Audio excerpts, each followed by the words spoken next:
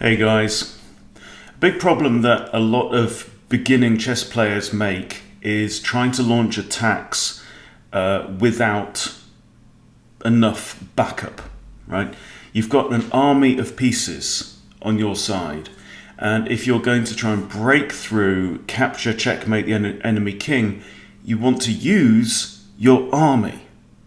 So I've got a game that I want to share with you now. Played it this morning. We're both rated between 1400 and 1500, and I start with e4 and we have the Sicilian c5. So what I'm playing at the moment is b3, this Snyder variation, aiming to fianchetto my bishop on b2 and then push f4, bring my knight out with a kind of Grand Prix style. So we have e6, now bishop to b2, knight comes out to c6 and f4. So I'm staking a claim on the center here straight away. And now we have d5 challenging the center, and I simply advance the pawn e5. So I've got quite a lot of space now here on the king side, and this e5 push makes it hard for this knight to come out to its natural square on f6. The knight now goes to e7, and I bring my bishop to d3. So you can see already I'm starting to line my minor pieces up. My bishops are lining up against the king side. Now, because black played the Sicilian, it's very unlikely that black's going to be castling queen side and putting his king on c8. Much more likely that he's going to want to put his king here on g8. So good idea to have your bishops in the opposite corner to where you think the king's going to go. Now I want to be bringing in my knights and then finally my major pieces, my rooks and my queen. So we now have a pawn push to d4. Now this makes life a bit difficult for my dark square bishop because it was sitting on this lovely long diagonal. That diagonal is now taken away. But we'll see the return of the dark squared bishop later on. So I push c4. I would be very happy if black wanted to capture en passant, because then I can recapture with the bishop, and I've got ideas again of pushing my pawns forward and opening up the path to that corner. Knight comes down to b4, attacking my bishop, and I simply move my bishop forwards now to e4. That actually pins this pawn. It means this pawn can't move forward, or the bishop will simply capture the rook. And now we have g6. So clearly black is preparing to fianchetto his own dark squared bishop on the same diagonal and then probably castle kingside. I develop my knight and I'm planning to castle kingside myself.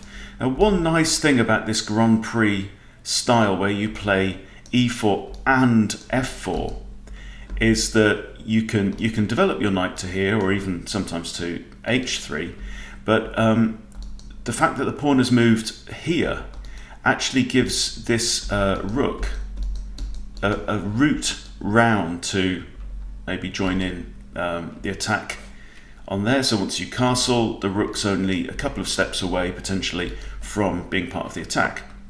So we have the bishop to g7 fianchetto, I castle kingside, a5 kind of defends the knight, but not really because I just kick it with a3 and the knight has to retreat. Got nowhere better to go than that.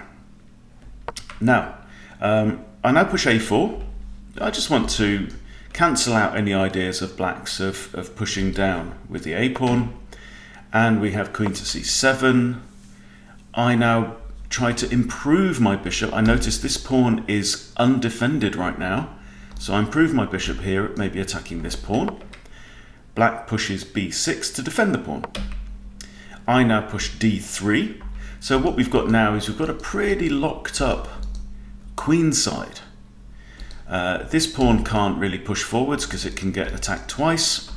So we've got a kind of locked up face off on the queen side, and that suits me because I want to discourage activity on that side of the board. I want to focus on the side of the board where I'm strongest, where I've got a bishop already looking down there, I've got a knight ready to jump in, I've got a rook ready to come in, and also I've got my queen that can also come in. Currently not involved in the attack are 3 of my pieces. So if I'm going to, see, the black actually has quite a robust defense on this side of the board, with the fianchettoed bishop controlling these dark squares. Now, on the negative side, black's already had to move his knight to e7, right? Knights are very happy on the f6, f3, and corresponding c3, c6 squares. And one of the reasons is that when you've got a knight here, it can defend this pawn and defends this space as well against attacks. This knight doesn't have quite as much scope as it would have done if it had been slightly further forward. So now it's time to bring more pieces in. So my other knight develops to here, with the idea of maybe this knight might come out and then this knight can take its place. Potentially with ideas of joining the attack, but also of defending, for example, h2. Black castles, and I indeed send my knight in. Black develops his knight. Now, look at where black's pieces are right now. He's got a rook. My perennial kind of dyslexic thing. I get confused between rooks and bishops. You think I'd have learnt it by now. So the rook there is not doing much. It's defending a pawn, that's it. This rook is not really part of the game. This bishop is kind of looking down towards my king, but there is a knight in the way, and this knight's playing no part in the defense, and the queen's not doing very much either. So what I want to do is I want to bring all of my pieces involved and break through black's defenses. So I capture the knight. E captures. So now it seems like black's got quite a lot of pawns around the king. So now lift the rook. Right, it's time for the big guns to come in. We have h6 kicking the knight. Knight simply retreats to h3. Knight moves around, and this comes with a discovered attack by the bishop on the rook.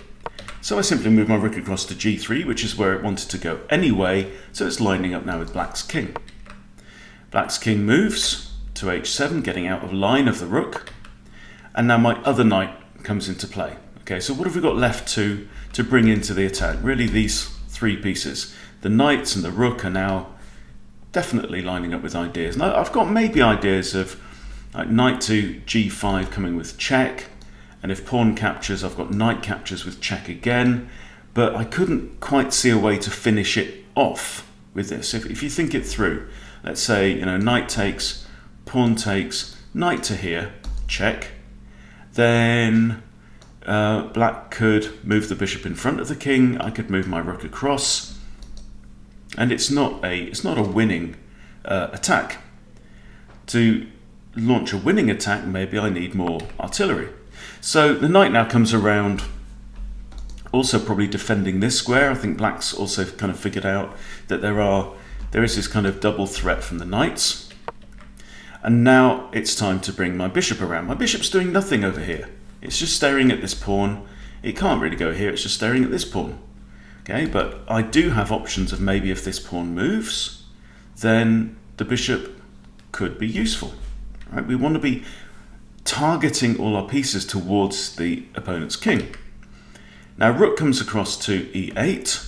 That means that this rook actually has no squares to go to. The rook's also looking at my dark squared pawn chain, which is fine for now. So I just improve my bishop, bring it to d2, and now it's time to bring my queen and my other rook into the game. We have queen comes across to e7.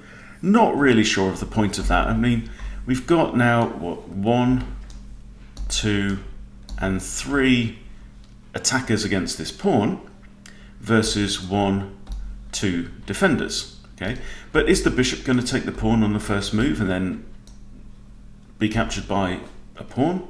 I'm not sure. So anyway, I add a third defender. So now we have pawn, we have pawn and rook and queen. Not rook, pawn and knight and queen are defending that pawn. And we have a pawn push, and now I just bring my other rook across. So now, if you count the attackers and defenders, 1, 2, 3, 4. But the queen would be probably the third defender. So black captures. I recapture now with the knight. We have bishop captures, pawn captures. And that's a completely equal exchange. Right, we've got an equal number of attackers and defenders. And so this is where I think it ends. And the queen just simply moves forward to e6, probably to prevent the pawn from advancing any further. Now I attack the queen, so I'm improving my knight. My knight is not really in attacking position. I'd love to get rid of this pawn. I suppose bishop takes would have been an idea, because then if knight takes, I would have actually had a fork on the king and the queen. That could have been workable. So if bishop takes the pawn and then king takes, that's looking a little suspect for black as well. So that might have been an idea at this point. Instead, I play knight to f4, attacking the queen, and also now attacking this pawn. Okay, so this pawn now has 1, 2 attackers and 1, 2 defenders. The queen moves across now, with maybe an eventual threat of capturing on g2, but that pawn is defended once, twice, 3, 4 times right now. So that's not a goer. Now, what you have to consider is that you can count attackers and defenders. So this pawn has 2 defenders right now, but they're the king and the queen, right? We've got 1, 2 attackers. Now, normally, when the pieces are of equivalent value, then it doesn't really make sense. There's no advantage in initiating an exchange when there's the same number of attackers and defenders. However, in this case, I can simply go ahead and capture the pawn because the king can't recapture. The king can only be the last piece to recapture, because otherwise it would move into check, and that's not allowed. And the queen can't recapture because I simply take the queen. So I would then win a pawn and a queen for a rook and a knight. Okay, so that's 10 points of value compared to 8. So I would be better out of that. Plus, it would really open up black's king safety. So the queen moves away out of the attack of the rook, and now I come in. So you can see my pieces are closing inwards. It would have been very tempting, I think, it would have made perfect sense to move the rook away, but why move away? I'm on the front foot, I'm on the offensive. I want to crush my opponent. Okay, so queen comes in now, defending as a second defender on the rook. And we have queen across to f7. Now, what would you play in this situation? Okay, I just want to increase the pressure, increase the threats. This bishop is kind of still loitering towards the back. This rook is not really playing a massive part in the game so far. So the move that I play now is e6. I'm kicking the queen again. Queen can't go there because of the rook, or there. Can't go here. So the queen really only has 2 good squares to move to, and moves across to e7. And now, attack again. Attack the queen one more time, right? So really, really piling up the pressure against this queen. Black is now pretty much forced to capture with the bishop, and I recapture with my c-pawn. So my c-pawn is now dodged and darted through black's dark square pawn structure here, is now a third defender of this dangerous pawn on e6. Okay, so now black's remaining pieces are all in that corner of the board, but if you think about it, this rook is playing no part. It's not actually defending the king in any way at all. The knight is kind of defending this pawn. This rook, again, not playing a huge part. So now the rook comes out to f6, and now I simply capture the rook, and knight recaptures. Okay, but now look, this bishop that's just been hanging back all this time now comes into its own. Queen takes h6 check. So the king can't move there. There's no way to block the king. There is only one legal move. King has to go to g8. and now queen across to g6. Black has a couple of options. I mean, he could move the king here, back to g8, or he could interpose the queen. And I think actually interposing the queen would be the correct move here. What black actually does is king to f7, but that is pretty devastating because now the bishop comes into h6 with check, and there's only one legal move. Queen has to come into g7 to block. Now queen takes queen, and that's checkmate. So there you go. If you're a beginner, you're trying to get to 1000, 1100, 1200, one of the typical areas where people struggle is what do I do when I've completed development? You know, what do I do in the middle game? I've built my structure, I've developed my pieces, now what? Well, some very useful advice, I think, in those areas is look at your pieces, look at what is involved in a potential attack, look at what pieces are maybe just redundant or blocked off or just in a really bad position, and think about how can you gradually, over the next 10 moves or so, bring all of your pieces into more useful positions, improve your pieces. The idea with the middle game is not that you should launch an all-out attack as soon as you've completed development, but you need to then start to pile up and layer up the potential threats. So bring your pieces into a position where they are looking towards your opponent's king. Try and improve their position where they are hampered or blocked or whatever. And also particularly, think about your rooks. A lot of beginners just neglect rooks. Rooks are extremely powerful pieces, and as the board starts to open up, the scope for rooks increases dramatically.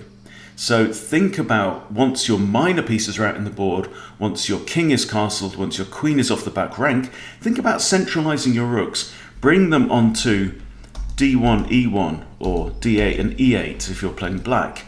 Because very often what you'll find is that these, the d and the e file, will very often find that their pawns have traded. So pawns might have moved off of the D and E files. So when you've got, like here, we've got a semi-open file, get a rook behind your pawn if it's your pawn. Or if you don't have a pawn on that file and your opponent has a pawn on that file, get a rook looking at it, right? Because it's all about the layers of potential threat. And there's quite a common saying that the threat is worse than the execution, right? So layer up the threats, build up the threats, and when it's time to attack, then hopefully you will, like I did in this game, be able to deploy more of your pieces and overwhelm your enemy king's position. Okay, so some tips there on attacking to bear in mind. Thank you for watching. Please do subscribe if you haven't subscribed to Chess Bootcamp yet, and I'll see you soon.